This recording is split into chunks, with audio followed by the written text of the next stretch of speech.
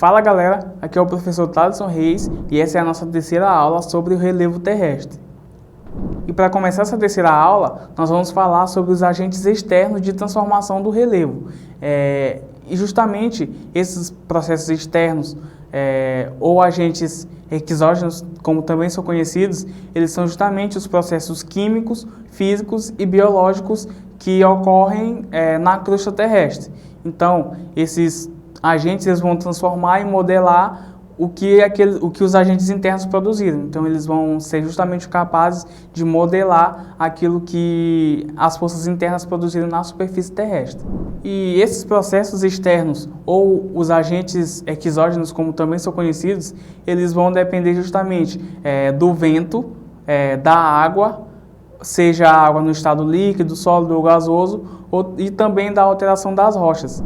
E esses processos, ou agentes externos, ou também conhecidos como agentes exógenos, eles vão depender justamente do vento, da água, da chuva, ou também da água, seja no seu estado líquido, sólido ou gasoso, também a água de rios ou mares. Então, eles vão depender justamente disso para fazer essa alteração das rochas. Então, para a alteração dos relevos, esses processos, esses elementos naturais vão ser essenciais para essa modificação. Então, esses agentes externos, eles vão ser responsáveis por causar a erosão e por causar também o transporte e a própria modelação do relevo terrestre aqui na parte externa da Terra. Isso como, por exemplo, o vento pode carregar as partículas, ou a água da chuva também pode fazer isso, assim como a água dos próprios rios podem também fazer esse trabalho de carregar os sedimentos para determinado lugar. E esses agentes externos de transformação do relevo, eles vão ser muito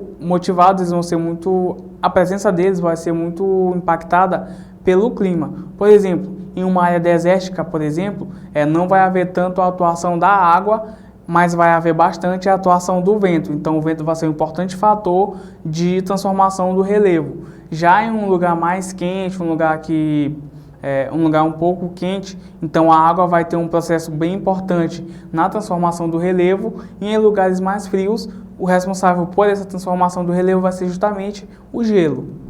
Um dos exemplos clássicos da transformação através dos agentes externos é justamente a formação do solo. Por exemplo, o solo ele vai ser formado através da erosão, da desagregação de rochas. Então, a partir dessa desagregação, que é através do vento, da água, vai haver justamente a formação do solo, que vai ser um importante fator de manutenção da vida aqui na Terra. Isso porque o solo ele vai ser utilizado para o plantio e para a nossa subsistência. Então, o próprio lugar onde nós pisamos é justamente solos, são rochas desagregadas, são rochas que estão passando por processo de sedimentação, por processo de erosão. Então, através disso vai formar justamente o solo. E agora nós vamos falar sobre a erosão. A erosão ela é justamente o processo de desgaste, o processo de fragmentação das rochas, e ela vai ser causada por diversos fatores externos da Terra e também por processos naturais devido às idades das rochas. Então, elas podem ser causadas pela ação da água, por exemplo. Então, a água, quando está em correntes de rios, ela vai ter acesso, ela vai ter contato com as rochas e através disso o seu movimento ela vai desgastando as rochas. Também a chuva, as águas das chuvas, ela tem esse poder de desagregar rochas, principalmente quando há ocorrência de chuvas ácidas, que elas também vão ter ações sobre as rochas e vão desgastar bastante essas rochas. Tem também a erosão glaciária, que vai acontecer em áreas de gelo, que são justamente em áreas de clima frio, que é o processo de desgaste, do gelo. Há também o processo de transformação das rochas pelo vento. Ele é um processo que o vento ele não causa tanto efeito de erosão, mas ele tem uma importante função de carregar partículas dessas rochas desagregadas.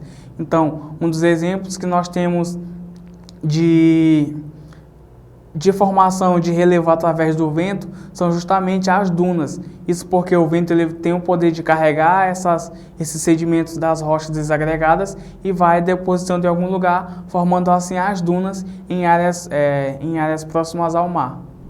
Há também o processo de erosão marinha, que vai ser causado justamente pelo movimento das águas do mar. Então, os movimentos da água do mar vai ter o poder de desgastar rochas e também de carregar esses sedimentos para determinado lugar, e também a erosão antrópica. Isso porque o homem, a ação humana também vai causar erosão em alguns lugares. Isso porque para construir, por exemplo, para fazer determinados tipos de construções, o ser humano ele vai desgastar algumas áreas, ele vai também utilizar das suas técnicas justamente para desagregar algumas rochas e justamente fazer as suas atividades. Como nós falamos sobre erosão, a erosão é justamente o processo natural de desgaste das rochas, mas também o ser humano ele também vai ter influência sobre a natureza. Isso porque um exemplo clássico de como o ser humano pode interferir no relevo terrestre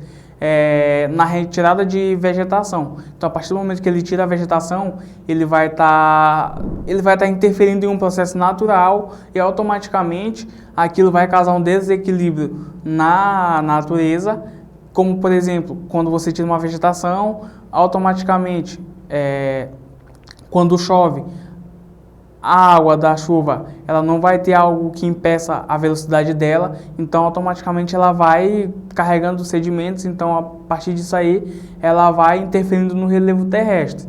Um outro fator também é que quando o ser humano ele retira a vegetação próxima à área de rios, vai causar um processo chamado de assoreamento dos rios, que é justamente por não ter cobertura vegetal que proteja essa área. Então, quando chove, a água da chuva vai carregando, ela tende a ir para o rio, e com isso ela vai carregando também esses sedimentos, que esses sedimentos vão direto para o rio, causando assim o assoreamento do rio. Esse assoreamento é justamente o aterro do rio, quando vai ocorrendo o depósito de sedimentos, muitos sedimentos nesse rio, então pode causar, quando é um rio profundo, pode causar justamente essa diminuição na profundidade do rio, e em alguns casos pode causar até a morte do rio.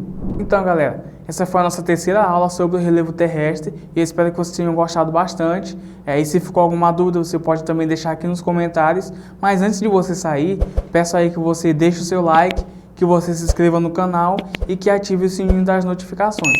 Até a próxima!